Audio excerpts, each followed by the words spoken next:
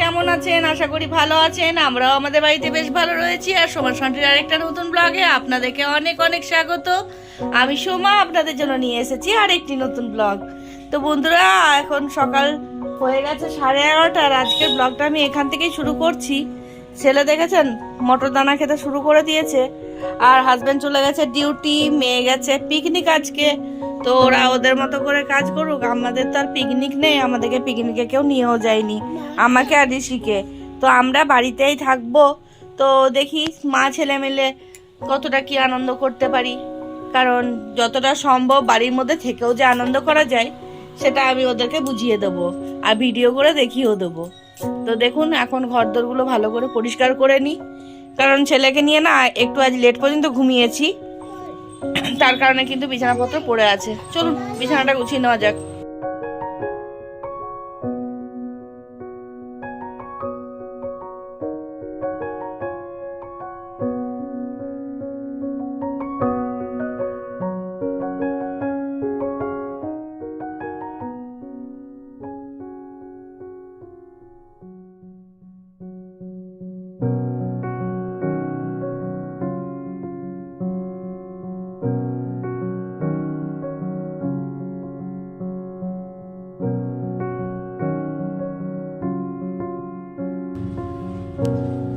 আমার পালং গোছানো কমপ্লিট হয়ে গেছে।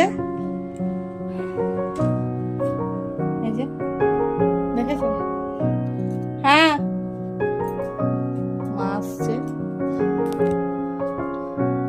চলো, মা এসেছে দেখে ভাবছি রুটিগুলো করে নিই, কারণ এই বান্ধবটাকে নিয়ে তার কাজ করা যাবে না।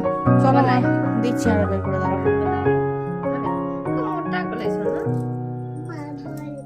এগুলো তেতো তেতো লাগছে, ভালো লাগছে না। কচি কচি গুলো খেতে ভালো লাগে। তুমি এক করবে সোনা, খাও না। এত মটরশুঁটি খেতে পারে যে কি বলবো। কচি কোনা আরে এরা তিনজনে, এর বাপিও সন্টিও এও। ছোটবেলাতে তাই। হ্যাঁ, মটরশুঁটি খেতে খুব পছন্দ করবো। রুটিগুলো হয়ে থাকলে একটু মুশকিল আসান হয়। ছেলেটা এত দুষ্টুমি করে, এই ছেলেটাকে নিয়ে খাবার করাটা খুব অসুবিধা পড়ে যায়।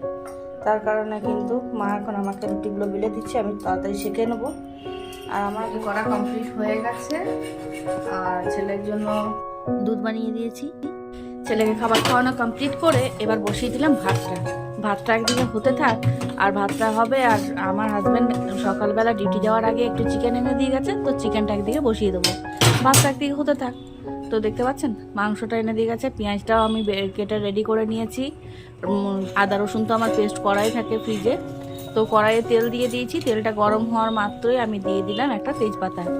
আর একটা বাটিতে আমি মিট মশলা আর সাথে একটু আদা দিয়ে না একটু ওটাকে পেস্ট করে রাখবো, কারণ কড়াইয়ের মধ্যে যদি শুকনো মশলা দেওয়া হয় তাহলে কিন্তু কড়াইয়ে লেগে যায় আর খেতে টেস্টটা খারাপ হয়ে যায়। তার কারণে একটু মশলাটাকে আদা দিয়ে ভিজিয়ে রাখবো। আর এদিকে কড়াইয়ে একটু চিনি দিয়ে দিলাম। তেলটা যখন গরম হয়েছে, তেলটা যেই ফুলে উঠেছে তখন দিয়ে দেবো পেঁয়াজটা। পেঁয়াজটাকে দিয়ে এবার ভালো করে ভাজতে থাকবো। যখন পেঁয়াজটা মোটামুটি ব্রাউন কালার হয়ে যাবে তখন আমি রসুনটা দেবো। তো দেখতে পাচ্ছেন আমার পেঁয়াজ ভাজাটা প্রায় ব্রাউন হয়ে গেছে। আর এরপরে আমি একটু নুনটা দিয়ে দিলাম। আসল ব্যাপার, নুনটা দেওয়ার কারণে পেঁয়াজটা না একটু গলে যায় আর গ্রেভিটা বেশ সুন্দর হয়, তার কারণে। আর এর সাথে সাথে আমি মাংসতেও দিয়ে দিলাম, একটু নুন মাখিয়ে নিলাম। আগের দিন যদি মাংসটা যদি এনে দেয় না তাহলে সুবিধা হয় ম্যারিনেট করে রাখতে, কিন্তু ওই যতটুকু সময় রয়েছে তো সেইটুকু সময়ের মধ্যেই আমি একটু ম্যারিনেট হওয়ার জন্য দিয়ে দিলাম ওই যেটা মিট মশলার সাথে আদার পেস্টটা মিক্স করে রেখেছিলাম সেটাও দিয়ে দিলাম। আর দিলাম নুন আর হলুদ। এবার এটাকে ভালো করে ম্যারিনেট করে রেখে দেবো, কারণ যতক্ষণে আমার পেঁয়াজটা রসুনটা আর টমেটো ভাজতে ভাজতে আমার মোটামুটি আধ ঘন্টা লাগবে। আর আধ ঘন্টা ম্যারিনেট হওয়া মানে মুরগির মাংস বেশ ভালোই টেস্টি হয়ে যাবে। তো ততক্ষণের জন্য ভালো করে ম্যারিনেট করে এক সাইডে রেখে দেবো। তো দেখতে পাচ্ছেন আমার ম্যারিনেট করা হয়ে গেছে। এবার এই মাংসের পাত্রটা একটা সাইডে রেখে দেবো, আর ততক্ষণের মধ্যে আমি মাংসর মশলাটা রেডি করে নেব। তো দেখতে পাচ্ছেন পেঁয়াজটা আমি ভেজে নিচ্ছি। পেঁয়াজে নুন দেওয়ার কারণে পেঁয়াজটা একটু গলে আসছে। আর এই মতো অবস্থায় আমি টমেটোগুলো দিয়ে দেবো, কারণ টমেটোটা একটু ফ্রাই না করলে কেমন কাঁচা কাঁচা গন্ধ ছাড়ে আর টেস্টটাও খুব খারাপ লাগে। আর এই টমেটোটা যখন ফ্রাই করব সাথে সাথে একটু রসুন বাটাটাও দিয়ে দেবো। একটু দেখতে পাচ্ছেন ভাজা হয়ে গেছে। আর এর মধ্যে এবার রসুন বাটাটা দিয়ে দিই। রসুন বাটাটা দেওয়া হলে এবার রসুন আর টমেটো একসাথে ফ্রাই করতে থাকবো। রসুন আর টমেটোটা একটু আগে ফ্রাই করলে কিন্তু মাংসের টেস্টটা একটু অন্যরকম লাগে। একটু হলুদও দিয়ে দিলাম মশলাটার মধ্যে, একটু জল দিয়ে ওটা এবার মিক্স করে রেখে দেবো। তো তাহলে কি হবে, হলুদটাও একটু ভালোভাবে জলের সাথে গুলে থাকবে আর মাংসর মশলার সাথে ভালো করে মিক্স হতে অসুবিধা হবে না। তো এদিকে দেখতে পাচ্ছেন আমার কড়াইয়ে একদিকে ভাজা হতে থাকছে আর একদিকে মশলার পেস্টটাও কিন্তু রেডি করে নিয়েছি। তো দেখতে পাচ্ছেন এই মাংসটা এখন মশলাটাতে থেকে তেল ছেড়ে দিয়েছে, এরপর মশলাটা দিয়ে দেবো। এই মশলাটা দিয়ে এবার কষাতে থাকবো। এই মাংসর রেসিপিটা হচ্ছে আমার মেসোমশাইয়ের। আমার মেসোমশাই যখন আমাদের বাড়ি আসতেন তখন কিন্তু উনি আমাদের বাড়িতে এসে রান্না করতেন, যেগুলো আর কি উনি পছন্দ করতেন বা যেগুলো উনি রান্না করতে ভালোবাসতেন সেই রান্নাগুলো কিন্তু আমাদের বাড়িতে এসে করতেন। তো এই রেসিপিটা হচ্ছে সেগুলোর মধ্যে একটা। এরপর দেখছেন আমি মাংসটা দিয়ে দিয়েছি। তো সেই মেসোমশাইয়ের উপকরণেই আমি আজকে রান্না করছি মাংসটা। আর এরকমভাবে রান্না করলে না এত সুন্দর টেস্ট হয়, আপনাদেরকে বলে বোঝাতে পারবো না। আর মেসোমশাইয়ের হাতের রান্না তো কোনো জবাব নেই। কিন্তু যাই হোক, উনি এখন তো আর সেরকমভাবে আসেন না। তো যাই হোক, সেই স্বাদটা তো হয়তো আসবে না, যেহেতু এক একজনের রান্নার হাত এক একটা আলাদা রকম স্বাদ হয়। তো আমি দেখি আমার মতো করে করবার চেষ্টা করলাম, জানি না কেমন হবে। তবে মেসোমশাই দারুণ বানাতে। তো একদিকে মাংসটা হতে থাক আর একদিকে না আমি বাঁধাকপিটা কুচি করে বসিয়ে দিলাম সেদ্ধ হওয়ার জন্য। তো দেখুন মাংসটা প্রায় কষা হয়ে গেছে, আর বেশি জল দিইনি, যেহেতু মশলার জলটা যতটুকু ছিল সেই জলটাই ধুয়ে দিয়েছিলাম। তো এখন মোটামুটি কষা আমার কমপ্লিট হয়ে গেছে আর তেলও ছেড়ে দিয়েছে। তো এইরকম অবস্থায় আমি দিয়ে দেবো গরম জল। তো আমার যেহেতু ইলেকট্রিক কেটেল রয়েছে আর উনুনের আঁচগুলো একটু ফাঁকা ছিল না, একদিকে বাঁধাকপি বসিয়েছি একদিকে মাংস বসিয়েছি, তার কারণে আমি ইলেকট্রিক কেটেলে গরম জল হতে দিয়েছিলাম। তো তেল দেখতে পাচ্ছেন একদম ছেড়ে দিয়েছে, তখন আমি কিন্তু গরম জলটা দিয়ে দিচ্ছি। আর এই গরম জল দিলে পরে না মাংসের টেস্টটা একটু অন্যরকম হয়, ঠান্ডা জল দিলে দেখি সেরকম কিন্তু টেস্টটা হয় না। তো দেখুন আমি জল দিয়ে দিয়েছি। আর এই মাংসটা না হবে খুব শুকো শুকো, না হবে খুব ঝোল, শুধুমাত্র একটু মানে ঝোল ঝোলে টাইপের, কিন্তু মানে গ্রেভি গ্রেভি টাইপের। তো দেখুন মাংসর মধ্যে জল দিয়ে দিয়েছি, এবার ওটা ফুটতে থাক। এটাকে ভাবছি একটা অন্য পাত্রে রেখে ফুটিয়ে দেবো। এখন বাঁধাকপিটা সেদ্ধ হয়ে গেছে আর বাঁধাকপিটা ভালো করে এবার ভেজে নেবো।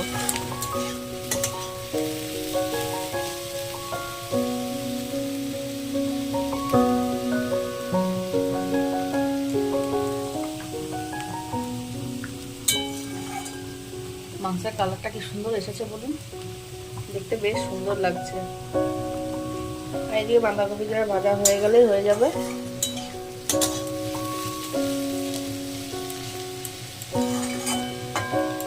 শুকো শুকো করে ভেজে নিলে বেশ খেতে ভালো লাগে। কিন্তু একটাই প্রবলেম, আমি খেতে পারবো না। এটা হচ্ছে শুধুমাত্র হাজব্যান্ড আর বাবার জন্য। একটু বাবার জন্য যাবে আর একটু হাজব্যান্ডের জন্য বাঁধাকপিটা ভেজে রেখে দেবো। রুটি তো আগেই করে নিয়েছি, রুটি না করে রাখলে রাত্রিবেলার সমস্যা হবে। ছেলে নিয়ে কাজ সেরকমভাবে করতে পারি না, যতক্ষণে মা ধরেছে এই কাজগুলোই করে নিচ্ছি। চিকেন হলে না রাত্রিবেলা আর অন্য কোনো সবজি করতে হয় না, তাই বেশি করে একটু চিকেনটা করে নিয়েছি। ছেলেকে নিয়ে কোনো রকমে খাওয়া দাওয়া কমপ্লিট করেছি আর ছেলে এখন ওর বাপির স্ট্যাথো নিয়ে আমার ট্রিটমেন্ট করতে বসেছে। আমার জ্বর হয়েছে ডাক্তারবাবু, আমার জ্বর, কটা ওষুধ খাবো? খাবো না? তাহলে কি ইঞ্জেকশন নিতে হবে? প্যাক নিতে হবে? প্যাক নিতে হবে? তোমার প্যাকটা কোথায়? তোমার প্যাকটা কোথায়? তুমি প্যাকটা তো নিয়ে আসনি ডাক্তারবাবু। হ্যাঁ, তুমি প্যাক কি হাসি, পাগল হাসি। ডাক্তারবাবু আমাকে কটা মেডিসিন লিখে দিন, আমি কি মেডিসিন খাবো? হ্যাঁ ডাক্তারবাবু। তো বিকেলবেলা হয়ে গেছে, এরপর মেয়ে সিঙ্গারা আর মিষ্টি নিয়ে বসে গেছে। আসলে আমার হাজব্যান্ডকে ফোন করেছিলাম, তখন বললাম আমার একটু সিঙ্গারা আর মিষ্টি খেতে ইচ্ছে করছে। তো মেয়েও সিঙ্গারা আর মিষ্টি নিয়ে বসে গেছে। দেখুন দেখুন, টমেটো সস সবাই খায়, সিঙ্গারার সাথে ঠিক আছে, ও আবার মেয়োনিজও নিয়েছে। মেয়োনিজ আমার মেয়ে খুব পছন্দ করে জানেন, আর আমার ব্যাংটাও খুব পছন্দ করে। তো যাই হোক, ওরা ওদের মতো করে খেতে থাক, আমিও একটা প্লেটে করে নিয়ে নিই। আজ কেন জানি না এত আমার সিঙ্গারা সিঙ্গারা মন করছিল যে হাজব্যান্ডকে বলেই ফেললাম যে আমার জন্য সিঙ্গারা নিয়ে আসবে। আসলে ব্যাপার সিঙ্গারা খেতে আমার খুব ভালো লাগে, কিন্তু আবার সহ্যও করতে পারি না, কারণ সিঙ্গারাটা খেলে আবার বেশ অম্বল হয়। তো সেটা জেনেও কিন্তু আজকে আমি বলেই ফেললাম যে সিঙ্গারার মিষ্টি খাবো। তো মেয়েও এখন সিঙ্গারা মিষ্টি খাচ্ছে, আর ছেলেকেও ভাবছি একটু সিঙ্গারা দেবো, কারণ সিঙ্গারা না দিলেও মিষ্টিটা দেবো, সিঙ্গারাটা খেলে হয়তো শরীরটা খারাপ করবে। তো সিঙ্গারা থেকে আমি বলবো চপ খাওয়া ভালো, কিন্তু তবুও কেন জানি না আজকে আমি আবার সিঙ্গারায় চেয়ে বসলাম। তো আনানোর পর এখন মনে হচ্ছে খেয়ে নিয়ে যদি আবার শরীর খারাপ হয় তাহলে আবার বর আমাকে দেবে আমাকে। তো দেখুন এখন বসেছে এখন ছেলে মিষ্টি নিয়ে। আসলে ব্যাপারটা হচ্ছে আমার হাজব্যান্ড আজকে মানা করেনি এই কারণে, কারণ কয়েকটা দিন আগে ও পিকনিক করে এসেছে, আর আজকে আমার মেয়েও গেছিল টিউশনের সাথে পিকনিক করতে। এবার আমি তো পিকনিকে যাইনি, সেই কারণে আর সেরকম ভাবে আমাকে মানা করতে পারলো না যে আমি আজকে সিঙ্গারা খাবো বলে।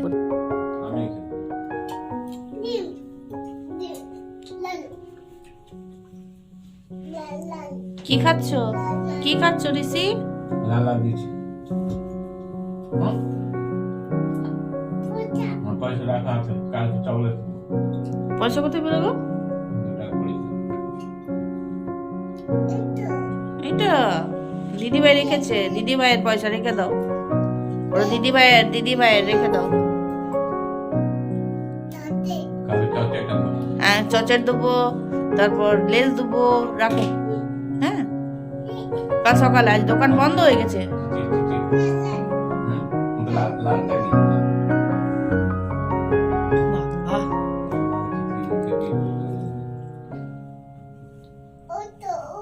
ওইটাতে দিয়েছিলাম অল্প অল্প করে দিলে খেতে, বুঝলে, অনেক দিলে জীবন যাবে।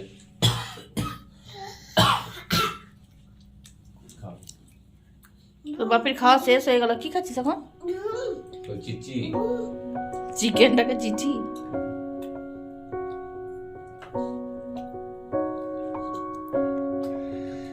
খাও গিলে শেষ করে মুখে চাবে লাগবে না।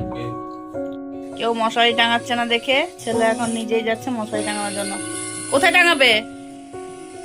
হ্যাঁ ওইখানে টাঙিয়ে দিতে হবে, ওইখানে। ওই যে প্রেক, হাত পাবে? হাত যাবে তোমার? যাও দেখো পারো কিনা, যাও দেখি। দিদিভাই ঘুমিয়ে গেছে, হ্যাঁ ঘুমিয়ে গেছে। তো বন্ধুরা আজকের মতো ব্লগটি আমি এখানেই শেষ করছি। দেখা হবে পরবর্তী আরেকটা নতুন ব্লগের সাথে। আপনারা ভালো থাকবেন, সুস্থ থাকবেন, সাবধানে থাকবেন। দেখা হবে খুব শীঘ্রই। তো বন্ধুরা টাটা, বাই বাই।